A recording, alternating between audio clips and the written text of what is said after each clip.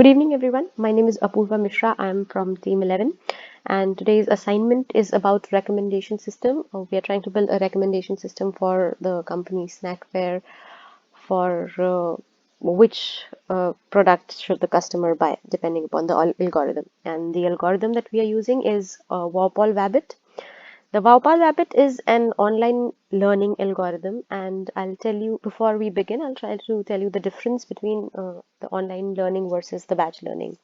So, what is batch learning algorithm do is it has been we feed a we feed a data to the batch learning algorithm, and then there's a test run on based on the trained data, and then there is an outcome. Whereas online learning is a process where the data flows in sequentially. You have only one data at one point, and then the whole batch keeps on changing. Where do we use this?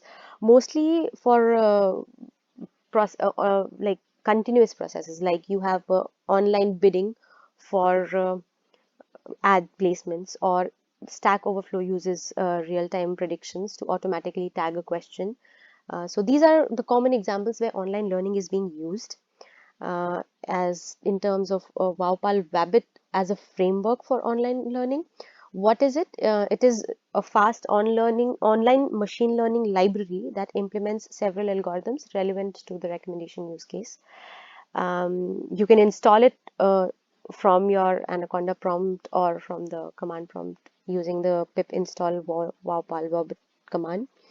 And the thing about Vaupal Wabbit is that it is a command line based library. So most of what we've done is on the command line. Then and it uses a lot of hashing trick. So there's a very different way of how you have the data in the file.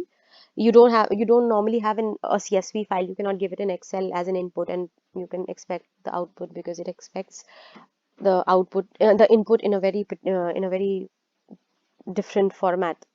So this is how the input will be. It will be all strings, and then you run this command vw minus d train.txt. Train.txt is the name of the file that we will be giving as an input.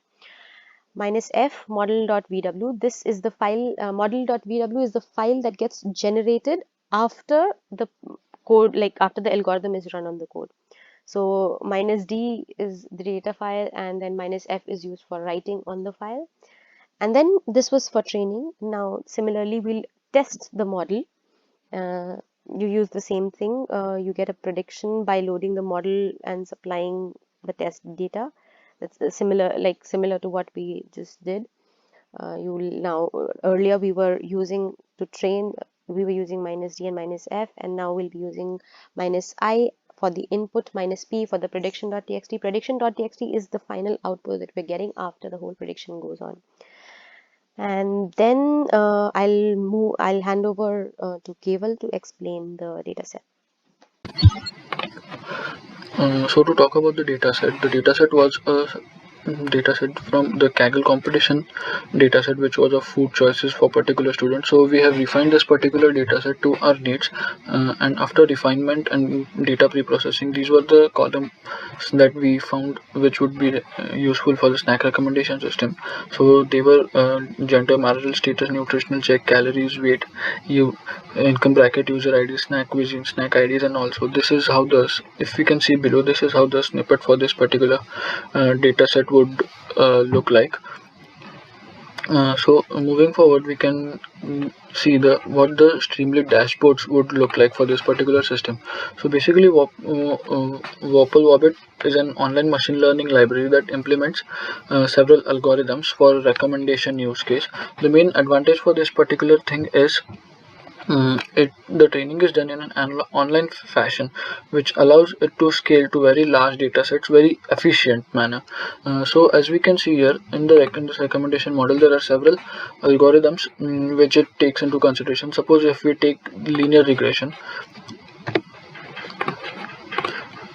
so this is what these various evaluating factors for linear regression would look like. Suppose if we select another multinomial logistic regression, so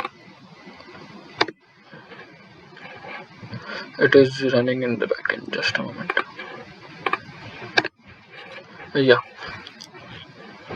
so this is how these factors would look like for these three selected algorithms and so on. And also now if we select users and what would be recommended to those particular users. Suppose we have pre-selected here user 1.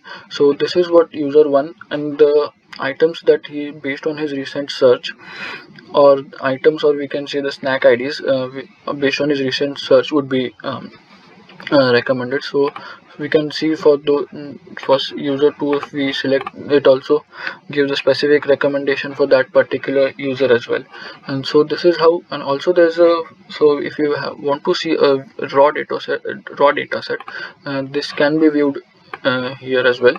So this is what the overall Streamlit functionality would look like. Yeah, thank you.